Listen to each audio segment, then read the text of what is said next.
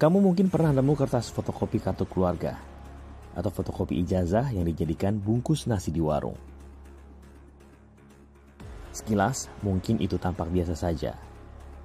Tapi tahu nggak sih kalau itu adalah salah satu bentuk kebocoran data? Yap, selain ada nama, kartu keluarga juga memuat nomor KTP kamu dan tempat tanggal lahir yang bisa saja disalahgunakan orang lain kalau sampai bocor.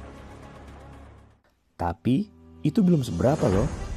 Baru-baru ini, isu kebocoran data 1,3 miliar kartu SIM ramai dibicarakan publik.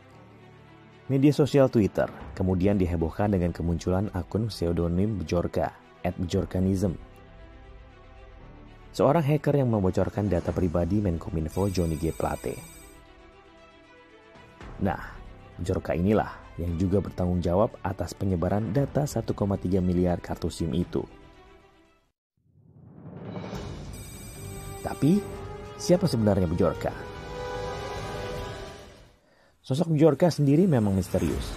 Di Twitter, awalnya Bjorka membuat akun dengan nama pengguna @bjorkanism. Bjorka menaruh Warsawa, Polandia sebagai lokasinya. Akun dengan lebih dari 100.000 follower tersebut diblokir Twitter pada 11 September lantaran melanggar peraturan Twitter. Pada 12 September, dia kembali muncul dengan akun Twitter @bjorkanism. 2 kali kena suspend, ternyata nggak bikin Bjorka berhenti bikin ulah. Selasa 13 September, Bjorka muncul dengan akun barunya, @bjorkanasian.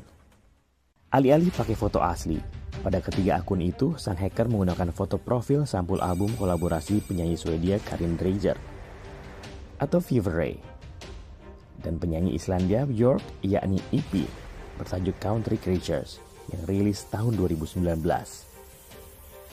Bjork sendiri dikenal sebagai penyanyi nyentrik yang meraih puncak kesuksesan di tahun 2000-an. Namun, hingga kini, Bjork masih aktif bermusik. Sementara Fever Ray adalah penyanyi elektronik pop yang juga eksis di era yang sama. Dari 3 akun Twitternya, Bjorka punya ciri khas yang sama, yakni membuat tweet yang menyenggol pejabat publik. Misalnya, dia mention akun Puan Maharani soal perayaan ulang tahun saat demo harga BBM sedang berlangsung. Di saat yang hampir bersamaan, Bjorka menggunakan data pribadi pejabat-pejabat itu di grup Telegramnya. Di grup itulah data pribadi Menkominfo Johnny G. Plate hingga Anies tersebar. Untuk bikin publik percaya kebenarannya, Bjorka menaruh pin di laman Twitter yang mengarah ke profilnya di forum hacker tempat berjualan data. Akun Bjorka di forum hacker Bridge Forums terpantau sudah aktif dari Agustus 2022. Di sana, Bjorka tampil menjual data penting Indonesia, termasuk dokumen kenegaraan dari Badan Intelijen Negara kepada Presiden, database IndiHome, dan 1,3 miliar data registrasi kartu SIM yang bocor. Hacker ini juga menjual database 105 juta masyarakat Indonesia dari KPU. Tak tanggung-tanggung, dia menawarkan data penting itu seharga $5.000 AS atau sekitar 74,2 juta rupiah. Data tersebut dapat dibeli menggunakan Bitcoin. Akun Bjorka di forum itu punya level God. Level tersebut membuat Bjorka membayar paket premium termahal seharga €50 agar akunnya bisa leluasa mengunggah postingan jualan data tanpa ada limit harian. Semenjak aktif, akun Bjorka ternyata mendapat nilai reputasi yang tinggi. Per Selasa 13 September, akunnya punya nilai reputasi 413. Dengan mayoritas nilainya positif. Artinya, publik mendukung aksi hacker tersebut berjualan data di forum Bridge. Aksi pencurian data yang dilakukan Bjorka sebenarnya bukan hal baru. Menurut pantauan Dark Tracer, sebuah platform investigasi dark web asal Singapura, Bjorka terlacak sudah membocorkan data masyarakat Indonesia sejak 2020. Hacker tersebut memang hanya menyasar Indonesia sebagai targetnya. Angelina Dea, seorang netizen Twitter yang juga bekerja sebagai penerjemah bahasa Inggris, ikut menyoroti hal ini. Hasil analisisnya terkait tweet-tweet Bjorka pun viral. Jadi menurut saya penggunaan present tense di sini untuk menceritakan orang yang sudah meninggal itu cukup aneh, dan orang Indonesia selalu melakukan ini.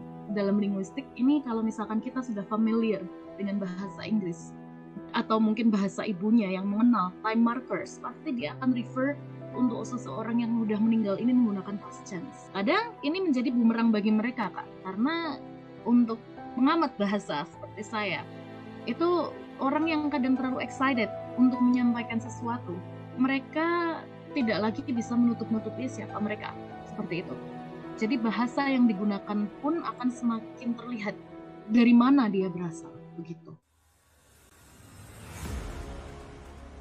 Meski begitu, kita nggak benar-benar tahu dia siapa karena sejatinya hacker memang merasa lebih aman kalau bersembunyi.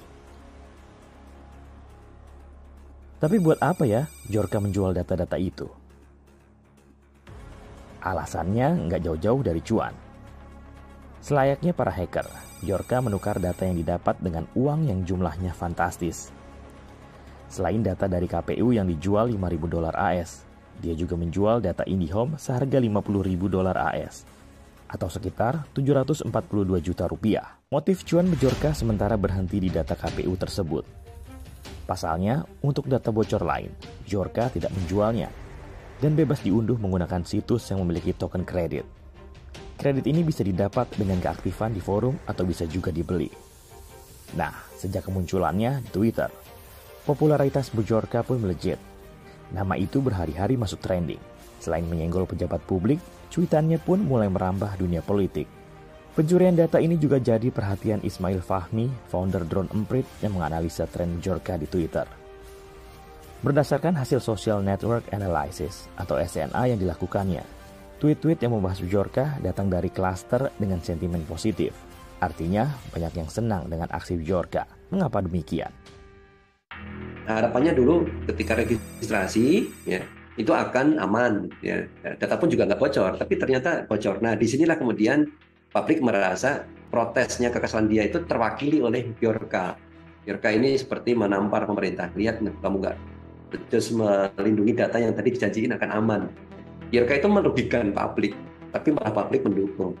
Esensinya merugikan, tapi sensasinya adalah mendukung karena ya tadi masuk ke politik. Dan terutama komentar-komentar dari pejabat kita yang menantang Bjorka. Yang tadi dia hanya jualan data, tapi kan sekarang dia menikmati fame dan untuk membuat kehebohan sensasi ini dan membuktikan, menunjukkan bahwa lemahnya perlindungan data kita. Jika sudah demikian, apa langkah yang tepat yang bisa dilakukan pemerintah? Dalam jangka pendek ini adalah bagaimana menghadapi kebocoran data. Ya. Ikuti SOP. BSSN sudah bikin, gunakan aja yang itu, yang SOP yang ada di BSSN, dijalankan saja. Saya kira itu sudah bagus di situ. Sebelumnya, Kementerian Kominfo sudah mewanti-wanti siapa saja hacker yang mencoba mencuri data pribadi masyarakat Indonesia, maka akan terancam hukuman pidana. Sanksi tersebut diambil jika perbuatan itu merugikan masyarakat. Pemerintah sendiri kini sudah membentuk tim tangkap darurat yang terdiri dari Polri, BSSN, BIN, dan Kominfo. Tim itu bertugas melacak keberadaan Bjorka